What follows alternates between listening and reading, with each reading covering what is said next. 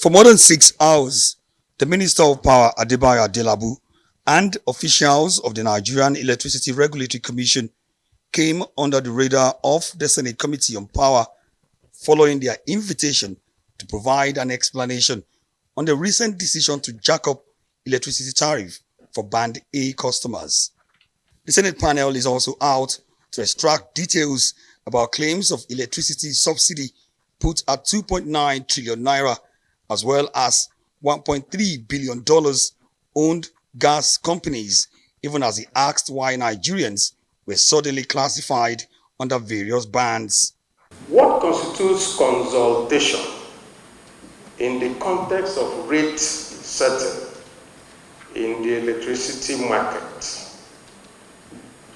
And C, what can be considered, according to the Electricity Act 2023, a rate that will be just, reasonable, fair, equitable, and non-discriminatory. Defending the upward review of the tariff, the minister explains that the tariff increase to Band A customers was a creative move to avert an imminent total collapse of the power sector. The Band A that the disco man just mentioned that they enjoy by 85-90% of promise. Go and check. The demand for diesel by those Band A has reduced. Those are the people that could afford diesel to their generators. Demand for generator servicing and even new generators have reduced. Are there no people in these businesses? Adelabu says without adequate budgetary allocation for subsidy, there is no way the federal government can continue to foot the roughly 3 trillion naira required to do so, attributing the liquidity crunch in the power sector to the monies owned by the federal government to the gas companies. He says the federal government would require $10 billion every year for the next 10 years to fix the power sector in the country. Industry regulator Nigerian Electricity Regulatory Commission solidly backs the position of the minister, saying it is a miracle that the distribution companies have remained afloat to supply electricity as at the first quarter of 2024. To all stakeholders, including the Honorable Minister, I think it's important. Officials of the Central Bank of Nigeria were also on ground to provide details on how they helped to close the metering gap of 8 million meters in the country. In his submission, CBN Director of Development Financing Sahad Ahmed said the CBN provided 55 billion naira loan, which was assessed by all the 11 distribution companies, pointing out that only 6 billion has been paid back. The CBN intervention has done little to stop estimated billing, as many customers remain unmetered. The only group that seems comfortable with the Regulatory Commission and its action appears to be the Association of Distribution Companies.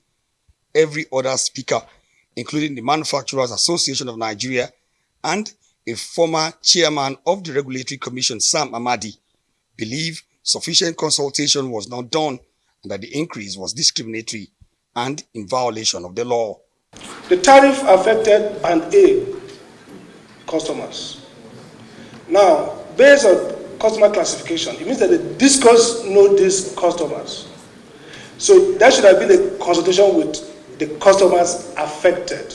The toughest opposition came from the senators themselves, who believe the DISCO have done little to improve their capacity and are all out to rip off their customers to cover for their own inefficiency. We represent Nigerians, and at the end of the day, myself and you, if we're not careful, we'll be stoned at home because they thought we are making so much money. Dick Ike cannot sustain. We don't want it. As a Nigerian, we don't want it. Not now. As my colleague has said, it's not going to be possible. Wealth is there. Now, it's coming in. Government should look outside the box and see how we could, manage this crisis now. What you are trying to force us to do is to pay for the inefficiencies of these companies. They shouldn't have any liquidity problem. They take money in advance. We pay in advance. So that liquidity argument shouldn't be there at all. And just as the discussion around Nigeria's electricity crisis raged, there was power Let me just continue. You outage. can hear me? No, the light is not completely off anyway. At least you can hear me here. What I'm trying to say, Throwing the senators, the minister, and others in pitch darkness. Poor metering remains a big issue, too, in the industry. Minister Adelabu admits that much when he told the lawmakers about how a company, Siglag Network Limited, allegedly collected 32 billion naira for a contract to supply meters, but has refused to do so in 20 years. government provided the money and someone sat on the money for 21 years until we came. And I know that previous administration have tried to recover this money, but they did not succeed. But thankfully to Mr. President, he immediately approved the termination of this loan and the retrieval of this 32 billion naira. Even by simple compounding interest of 10% or 32, we'll be talking about 225 billion naira of that money today. How much is it in the bank? It's just about 41 billion. The Senate panel is expected to come forward with his report and make appropriate recommendations based on his findings from the investigative hearing.